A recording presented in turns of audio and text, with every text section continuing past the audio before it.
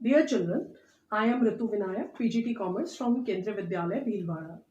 Today I am here to teach you about fundamentals of the partnership. This is unit second into your book. The first unit was non-for-profit organization. This is second unit, and there are 6 chapters into the partnership, and the first chapter is fundamentals of the partnership.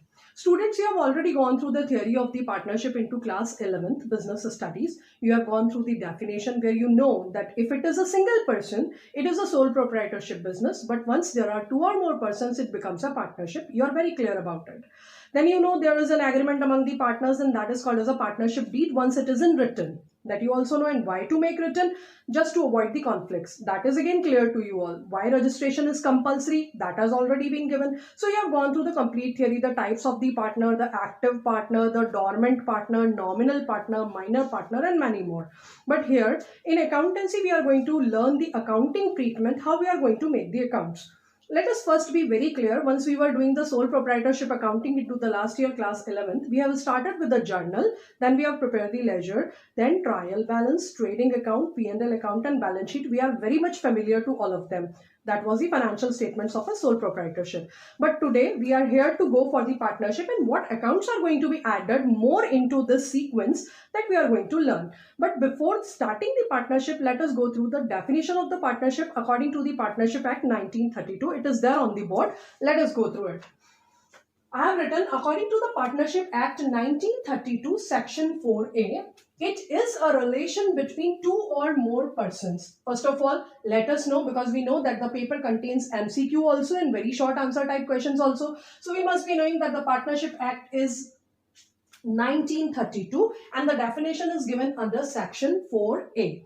Then it is a relation between 2 or more persons. There must be minimum 2 and maximum. Let us know what are the maximum number. So I'll go with the first feature, that is 2 or more persons. So these are the features of the partnership. The first one says 2 or more persons. 2 or more persons means the minimum will be 2 because one will be a single owner, that is sole proprietor. 2 or more, then what will be the maximum? So according to Companies Act 2013, the maximum limit of partners is 50, but we will be following Companies Miscellaneous Rule 2014, and the rule number is 10, which says there must be the maximum number of the partners is 100, and if it exceeds the number, the business becomes illegal. So the first feature is 2 or more persons, and we know what will be the minimum number, 2, and what will be the maximum number, it will be 100. Then the persons who agree. So the second one is agreement. The second feature, we are taking them out from the definition, agreement, and we know there must be agreement among them. It could be an oral agreement or a written agreement, but to avoid the conflicts, we need to have a written agreement, and that agreement, that written agreement, will be termed as the partnership deed, which will be containing all the terms and conditions on which the partners have agreed. Then to share the profits. So this says that profit is the objective, and we know that we are doing a business, and business is an economic activity. We have already gone into the gone through the topic into the business studies. That's economic activity is the main purpose is to earn the profits. So definitely the partnership is also having the profit objective. Fourth number is a business carried on by all or any of them acting for all. So this is carried by one, all, or one acting for all. Students, we need to know here that carried by all or any of them acting for all, that means every partner is a principal as well as agent of a business, and the other partners are bound by the act of a particular partner. Then the last one is business must be lawful or legal. Here I want to explain that if there are certain persons who are doing smuggling beta, and they are having all the rest of the characteristics of the partnership, that is they are 2 or more persons, they have their agreement, profit is the objective, and they are carrying the business together, that means they are conducting the business, or any of them is conducting on the part of all, but that is a smuggling and it is not a legal business. So that's why we can say the partnership is a business which should be legal. If it is a smuggling and it is complying all other characteristics of the partnership, that doesn't mean it is a partnership. Now let us come to the accounting treatment of the partnership. But before starting the accounting treatment, I want to show you what could be the sequence of making the accounts. So let us go by that.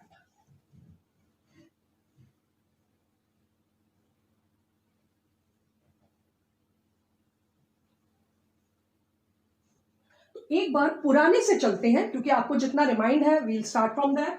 Number 1 पे last year accounting में we had proceeded with the journal. Number 2 पे हमने prepare किया था laser. Number 3 पे we have prepared the trial balance. Number 4 पे we had trading account from where you have taken out the gross profit. Then number 5 we had profit and loss account from where you have taken out the net profit. Then on number 6 we were preparing the balance sheet. But अब ये सरक के balance sheet हमारे 8 number पे आ जाएगी और यहाँ पर हम 2 accounts को और जोड़ देंगे. Number 1 will be the P&L Appropriation account. And the next one is partners capital account. Now the question is कि हमें अकाउंट्स में इन दोनों को जोड़ने की नीड क्यों आई. Now let us talk about this. P&L appropriation account बनाने के लिए हमें सबसे पहले 2 चीजों के बीच में डिफरेंस समझना जरूरी है, और वो 2 चीजें जिनमें हमें डिफरेंस समझना जरूरी है वो क्या है. Late us talk about them. The first one is charge and the another one is appropriation. 11th में अगर आपने पढ़ा हो तो भी, और नहीं पढ़ा तो let us make it clear. Charge means compulsory expense which you cannot avoid, which you have to pay. But the appropriation is utilization of profits.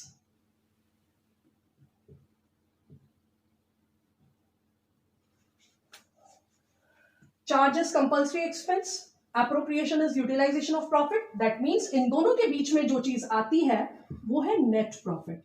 यानी नेट प्रॉफिट निकालने से पहले आपने जितने भी एक्सपेंसेस इनकर्ड किए हैं, that all expenses will be considered as charge. जिसके लिए मैं आपको बोलूं कि आपने P&L अकाउंट के अंदर जितने भी एक्सपेंसेस डाले हैं, ट्रेडिंग अकाउंट में जितने भी एक्सपेंसेस डाले हैं, they all were compulsory to pay. जैसे कि वेजेस था, सैलरीज था, प्रिंटिंग एंड स्टेशनरी था, ट्रैवलिंग एक्सपेंसेस थे, उसके अलावा जनरल एक्सपेंसेस थे, बहुत सारे other expenses like audit fee and all, they all were compulsory expenses. तो वो सब चार्ज की कैटेगरी में आएंगे. फिर आपने P&L अकाउंट से नेट प्रॉफिट निकाल लिया. अब नेट प्रॉफिट को हम कैसे यूटिलाइज करें, तो यूटिलाइज करने के लिए जिस अकाउंट को हम बनाएंगे that will be called as P&L appropriation account. Last year जो हमने पढ़ा था दैट वाज सोल प्रोप्राइटरशिप. और सोल प्रोप्राइटरशिप के अंदर क्योंकि वो सिंगल पर्सन होता था, कोई सेपरेट एग्जिस्टेंस बिजनेस की नहीं होती थी, और सिंगल पर्सन प्रॉफिट हो लॉस हो कोई भी डिसीजन हो वो सिर्फ उसी पे इंपैक्ट करता था. लेकिन जब 2 या 2 से ज्यादा लोग पार्टनर्स होते हैं, तो आपने क्योंकि लास्ट ईयर पढ़ा है there are certain active partner, sleeping partner. Sleeping partner business में पैसा लगाते हैं but they don't part actively into the business. But जो एक्टिव पार्टनर होगा वो बिजनेस में पार्टिसिपेट भी करेगा, पैसे भी लगाएगा. तो ऐसा जो पार्टनर होता है वो, उसको हम एक स्पेशल चीज दिया करते थे. अगर आपको याद हो तो apart from the profits he also get remuneration या सैलरी जिसको बोलते हैं. तो वो जो सैलरी हम उसको दे रहे हैं और एक सैलरी हम वर्कर्स को दे रहे हैं. तो वर्कर्स की जो सैलरी होगी that will be a charge, but the salary given to the partner will be an appropriation, क्योंकि अगर प्रॉफिट होगा तो ही पार्टनर को सैलरी मिलेगी. सिमिलरली अगर इंटरेस्ट ऑन कैपिटल है, तो इंटरेस्ट ऑन कैपिटल क्योंकि पार्टनर्स ने कैपिटल इन्वेस्ट की है और उसके ऊपर अगर उन्हें इंटरेस्ट मिलता है या उनका इंटरेस्ट बनता है, that is again an appropriation, क्योंकि प्रॉफिट्स होंगे तो वो चीज उन्हें मिलेगी. तो दैट मीन्स एप्रोप्रिएशन का मीनिंग ही यही हुआ कि whatever the profits are, how you are going to use them. एक छोटा सा एग्जांपल 11 से अगर मैं उठाऊं तो आपने प्रोविजन एंड रिजर्व नाम का चैप्टर पढ़ा था. उसमें जब आपने डिफरेंस पढ़ा था तो provision was a charge and that reserve was an appropriation. दोनों में डिफरेंस इसीलिए था क्योंकि प्रोविजन बनाना वाज मैंडेटरी, लेकिन रिजर्व्स तभी बनेंगे जब आपके पास प्रॉफिट होंगे. तो we need to be very clear कि अगर हम पार्टनर्स को कुछ भी चीज देते हैं, लाइक हम उन्हें इंटरेस्ट ऑन कैपिटल दे रहे हैं, लाइक हम उन्हें सैलरी दे रहे हैं, कमीशन दे रहे हैं, या फिर हम रिजर्व्स में कुछ अमाउंट्स डाल रहे हैं, तो they all will be considered as the appropriations. Okay, so what is the difference between a charge and an appropriation is clear to you. Charges हमने सारे के सारे P&L अकाउंट पे डाल दिए और appropriations हम सारे के सारे P&L appropriation अकाउंट पे डालेंगे. It can also be called as an extension of the P&L account. Okay, is it clear to you all?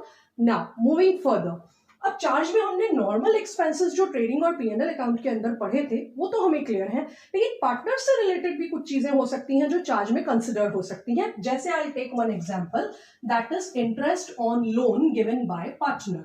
अगर किसी पार्टनर ने आपके बिजनेस को, आपकी फर्म को, अब यहां पर एक बात और क्लियर कर लेते हैं कि अगर individually we'll call them as a partner, but collectively all the partners will be called as firm. तो यहां पर अगर किसी पार्टनर ने फर्म को कोई लोन या एडवांस दिया है, तो उस लोन और एडवांस पर दिया जाने वाला जो इंटरेस्ट होगा that will be considered as a charge. क्योंकि जब पार्टनर कहीं से आपको अमाउंट लाकर देगा और वो लोन अगर सपोज कर लीजिए उसने एज अ लोन के नाम से दिया है, तो उसको आपको इंटरेस्ट देना कंपल्सरी है। That's why loan he might have arranged from anyone, तो इसीलिए उस पे जब आप लोन पे इंटरेस्ट देंगे वो कंपल्शन होगा। और इस कंपल्सरी के लिए भी मैं आपको बता दूं कि डीड के अंदर अगर कुछ डिसाइडेड है तो प्रिटी फाइन, और अगर डिसाइडेड नहीं है तो हमें एक्ट के अकॉर्डिंग 6% पर एनम की रेट से इस पे इंटरेस्ट देना होता है, which will talk later also. So interest on loan will be a charge, as well as कभी कभी अगर कोई पार्टनर अपने प्रेमाइसेस फर्म को दे देता है यूज करने के लिए, तो उस कंडीशन में अगर हमने मार्केट से वो प्रेमाइसेस हायर किए होते, उस फर्म ने मार्केट से प्रेमाइसेस लिए होते, तो उसका भी रेंट हमें पे करना पड़ता। और अगर पार्टनर ने अपना प्रेमाइसेस दिया है तो उसे भी मिनिमम रेंट हमें पे करना पड़ेगा। So the rent paid to the partner will also be considered as charge for the premises. So यहां पर हमें क्लियर करना है कि जब हम, क्योंकि ट्रेडिंग और पीएनएल की बात तो हम ऑलरेडी 11th में कर ही चुके हैं, अब हम बात कर रहे हैं पीएनएल अप्रोप्रिएशन की। पीएनएल अप्रोप्रिएशन में हम जो पार्टनर्स को देंगे वो या तो चार्ज होगा या अप्रोप्रिएशन होगा। अब चार्ज क्या होगा, तो charge will be interest on loan given by partner, the loan given by partner, okay, and rent paid to the partner will be a charge. But once we are talk about the appropriation, तो interest on capital जो हम partner को देंगे वो हमारे लिए appropriation है। Number one, active partner को जो सैलरी दी जाएगी वो भी अप्रोप्रिएशन है। और अगर पार्टनर्स को हम कोई कमीशन देते हैं ऑन दी सेल्स और ऑन दी प्रॉफिट्स, तो that partners commission will also be considered as the appropriation. Apart from that हम उनको कुछ अमाउंट्स को हम फ्यूचर के लिए, कंटिजेंट है क्योंकि फ्यूचर, तो उसके लिए कुछ रिजर्व में डाल रहे हैं, तो that again will be considered as an appropriation. ठीक है, so this is the difference between the charge and the appropriation. Now moving forward, charges को हमने पीएनएल अकाउंट में शो किया था, अभी भी मैं यही बोल रही हूं, तो interest on loan given to the partner को भी हमें पीएनएल अकाउंट में शो करना है, rent paid to the partner को भी पीएनएल अकाउंट में शो करना है। और अगर हम पीएनएल अकाउंट में नहीं डालते हैं क्योंकि वो ऑलरेडी बन चुका है, और अगर हम अप्रोप्रिएशन अकाउंट में डालते हैं तो हम इनको प्रॉफिट्स में से, नेट प्रॉफिट्स को अप्रोप्रिएट करने से पहले चार्जेस को हम उसमें से माइनस कर देंगे।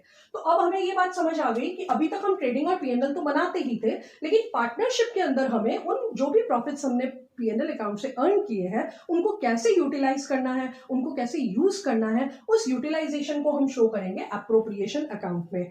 हमें यहां पर यह भी ध्यान रखना है कि नेट प्रॉफिट होता है तो ही यूटिलाइजेशन, उसको अप्रोप्रिएशन अकाउंट को नहीं बनाएंगे, वो तभी बनेगा जब क्वेश्चन में नेट प्रॉफिट होगा।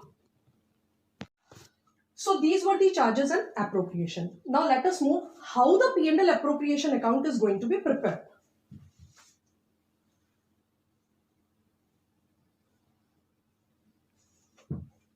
This is also the part of the financial statements of the partnership. So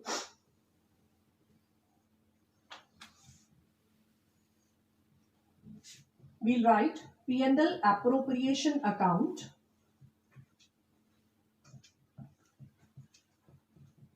for the year ended 31st March and whatever the session is given, debit and credit. Again, P&L appropriation account, nature क्या होगा इस account का, तो it will be a nominal account बेटे। और हमेशा याद रखना है कि ऐसा कोई भी अकाउंट जिससे प्रॉफिट या लॉस जनरेट होता है, it is a nominal account. तो पीएनएल एप्रोप्रिएशन अकाउंट भी हमारे लिए नॉमिनल है, because it can come into the MCQ और it can come as a short answer, short question for 1 mark कि what is the nature of the PNL appropriation account. So that will be nominal account, क्योंकि जिससे भी profit और loss generate होगा वो हमारे लिए नॉमिनल अकाउंट ही होगा। Now making the format, this is the debit side, that is the credit side. So we'll go with particulars, same to same P&L की तरह ही, particulars amount, particulars amount. Okay. अब जैसे आप ट्रेडिंग अकाउंट से gross profit को forward करते थे, उसी तरह से P&L अकाउंट से P&L एप्रोप्रिएशन अकाउंट के अंदर हम नेट प्रॉफिट को भी फॉरवर्ड करेंगे। जब हम नेट प्रॉफिट को फॉरवर्ड करेंगे तो हम कौन से अकाउंट से लेकर आ रहे हैं? P&L अकाउंट से। So we'll write by P&L account and this will be the net profit.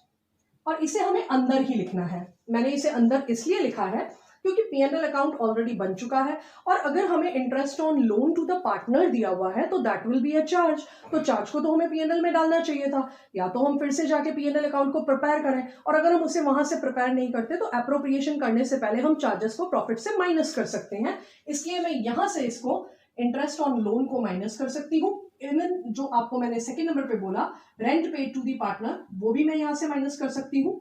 उसके अलावा अगर कोई ऐसा एक्सपेंस है जो P&L अकाउंट में हमें लगा देना चाहिए था बट वी फॉरगॉट टू, और बाद में हमें पता चलता है, तो उसे भी हम यहाँ से माइनस कर देंगे। इसे माइनस करने के बाद ये वो प्रॉफिट होगा जो डिस्ट्रीब्यूशन के लिए रेडी होगा, राइट। इसके बाद में अब हम जब पार्टनर्स को क्या क्या देने वाले हैं, तो the number one thing will be the interest on capital. Suppose कर लीजिए कि क्वेश्चन में I have assume there are two partners, mister A and mister B. तो हम दोनों को जब पार्टनर्स को इंटरेस्ट देंगे तो we'll write A and B. यहां पर आपको ध्यान रखना है कि मैंने एक अकाउंट और बताया था, पार्टनर्स का कैपिटल अकाउंट। तो ये जो इंटरेस्ट ऑन कैपिटल हम पार्टनर को देंगे, बट ऑब्वियस है, लास्ट ईयर भी आपने पढ़ा है कि इंटरेस्ट ऑन कैपिटल जाके फाइनली कैपिटल में ऐड होता है, तो ये भी पार्टनर्स की कैपिटल में जाके ऐड होगा जब हम पार्टनर्स कैपिटल अकाउंट बनाएंगे। But right now I am not writing capital over here, क्योंकि कैपिटल अकाउंट को बनाने के भी दो मेथड्स हैं, तो वो हमें देखना होगा कि किस अकाउंट में जाएगा, किस में नहीं जाएगा, इसलिए इस चीज को हम अभी यहीं पे ड्रॉप करेंगे। Right now we are just going with the P&L appropriation account. So interest on capital के अमाउंट्स यहां पर डालेंगे हम, एंड द नेट अमाउंट हम बाहर डाल देंगे। उसके बाद हम पार्टनर्स को क्या दे सकते हैं, तो we can give them salary. अगर कोई एक पार्टनर एक्टिव है तो एक को, और अगर दोनों है तो दोनों को। Apart from that we can give them commission also. अगर हम उन्हें कमीशन दे रहे हैं तो कमीशन डालेंगे, ए और बी दोनों का कमीशन टोटल करके बाहर।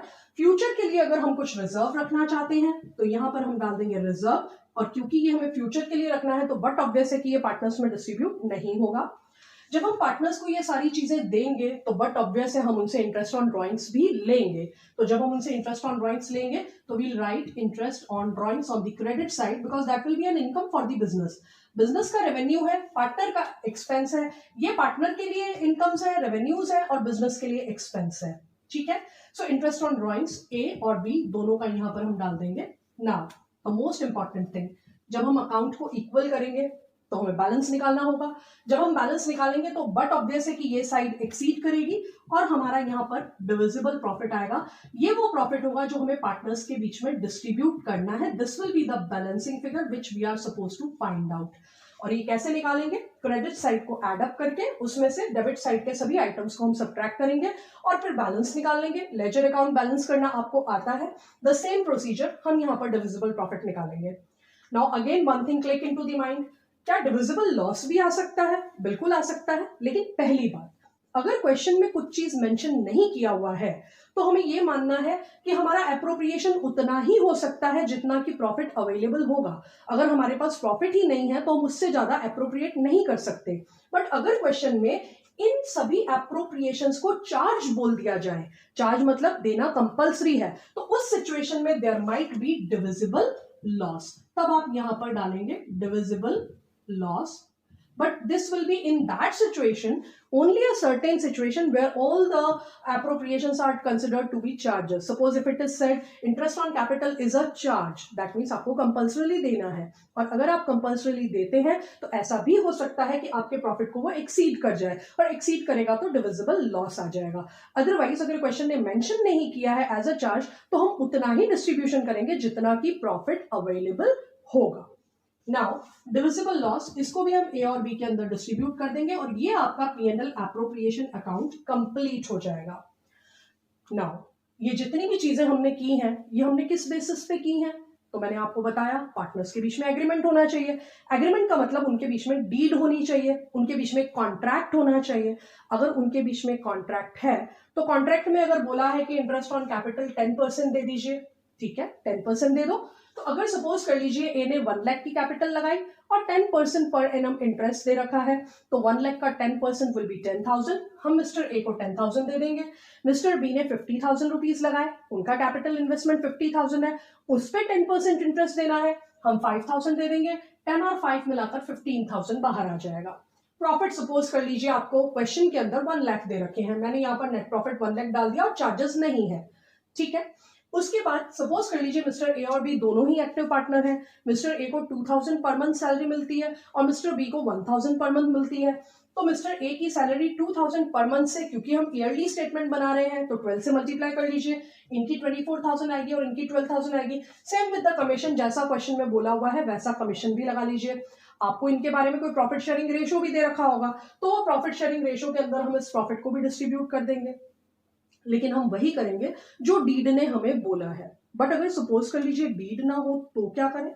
सपोज डीड ही नहीं है, क्वेश्चन में ऐसा बोला हुआ है that the partnership deed is silent, अब नहीं है डीड, तो क्या करें? तो फिर तो कॉन्फ्लिक्ट हो जाएंगे। मिस्टर ए बोलेंगे आईओसी 10% दो, मिस्टर बी बोल सकते हैं नहीं 12% दो। मिस्टर ए बोलेंगे मुझे एक्टिव पार्टनर हूं, मुझे सैलरी मिलनी चाहिए, मिस्टर बी बोलेंगे आप कोई काम नहीं करते, मैं ज्यादा काम करता हूं, मुझे सैलरी मिलनी चाहिए। So there might be certain disputes also.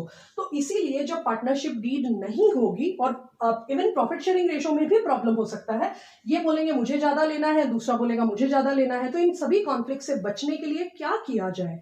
तो आपको ध्यान रखना है, जब कभी भी क्वेश्चन में पार्टनरशिप डीड साइलेंट होती है तो पार्टनरशिप एक्ट 1932 के प्रोविजंस को फॉलो किया जाता है।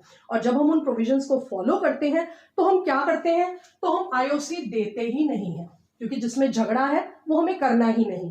Let us not give IOC, let us not give salary, let us not give commission, हमें ये सब कुछ नहीं देना, ठीक है। जो पार्टनर्स से related I am talking about that. Then interest on loan देना पड़ेगा, आपको बोला चार्ज है, चार्जेस कंपलसरी, बट रेट नहीं डिसाइडेड है। तो मैंने आपको बोला अगर पार्टनरशिप डीड है और उसमें 10%, 12%, 14%, 18% जो भी दिया है फॉलो करिए, लेकिन अगर डीड नहीं है तो उस सिचुएशन के अंदर आपको इंटरेस्ट ऑन लोन जो है वो 6% पर एनम की रेट से देना होगा। और यहां जो आप डिविजिबल प्रॉफिट किसी पर्टिकुलर रेशो में बांट रहे थे, वो अब रेशो में नहीं बटेंगे, रेशो में नहीं बटेंगे। I mean ratio means 5:3:2, 2:3:1, but they will be divided equally so that there should be no dispute. तो इससे एक बात आपको क्लियर हो जाती है। क्या क्लियर होता है? This is the format we know. But if the partnership deed is silent,